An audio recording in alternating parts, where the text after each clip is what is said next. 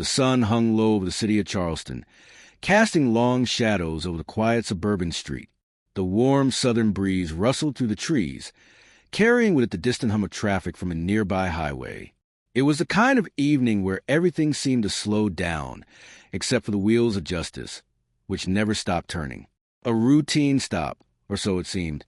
Officer Daniel Crowley had been on the Charleston police force for nearly a decade. He prided himself on being a by-the-book cop, or at least that's what he told himself. His version of by-the-book, however, often included an unspoken rule. If a black man was behind the wheel of a nice car, suspicion was warranted. He had never been called out for it, never been written up.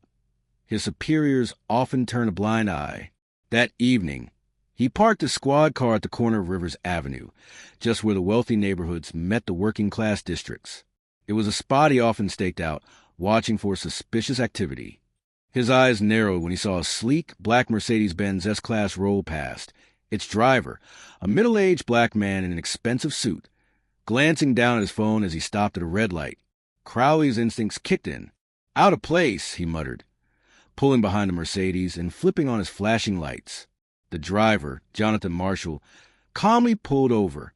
He took a deep breath, already familiar with the routine. He had been racially profiled too many times to count, despite his impeccable credentials. As South Carolina's Attorney General, the highest law enforcement official in the state, he had spent years fighting cases of discrimination. Yet, here he was, another black man being pulled over for nothing more than driving a luxury car.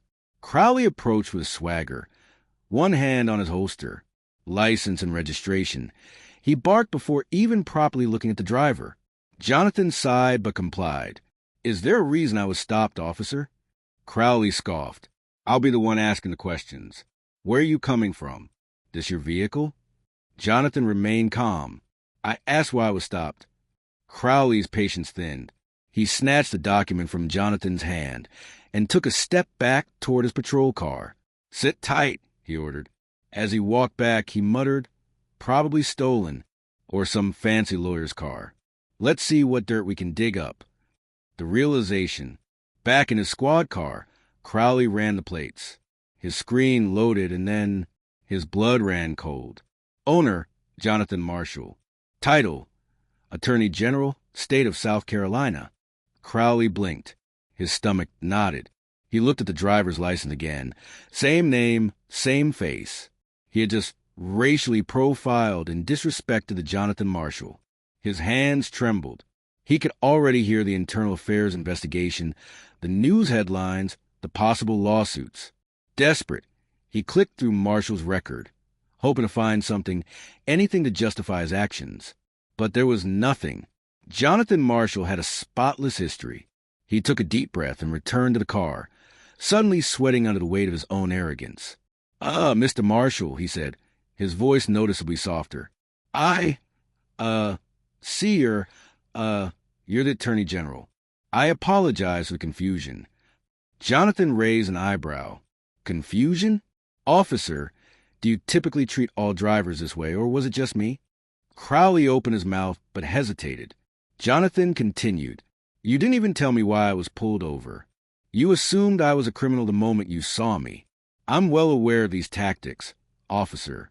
You see, I've prosecuted cases against cops like you. I know the game." Crowley's face burned with shame. "Sir, Jonathan cut him off. "Save it. Here's what's going to happen. I'll be contacting your superiors. I'll be requesting body cam footage.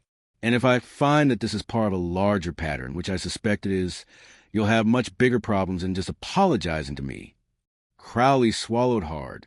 He had once believed himself untouchable, but karma had just hit him like a freight train. The reckoning. The next morning, the Charleston Police Department was abuzz. Jonathan Marshall had filed a formal complaint, and the media had caught wind of it. Within hours, national news outlets picked up the story. The police chief, under immense pressure, launched an internal review. They combed through Crowley's past stops and found a disturbing pattern. He had disproportionately pulled over black drivers, often without valid reasons. The department had no choice. By the end of the week, Officer Crowley was placed on unpaid leave pending investigation. Within a month, He was terminated. Meanwhile, Jonathan Marshall used the incident to push for new policies against racial profiling, ensuring officers like Crowley would never get the chance to abuse their power unchecked. Epilogue: The Weight of Justice. One evening, as Jonathan sat in his office, a letter arrived. It was from an anonymous officer in the department, thanking him for exposing the systemic issues. "We need leaders like you to hold us accountable," it read. Jonathan smiled. The wheels of justice never stopped turning. And sometimes Karma needed a little push.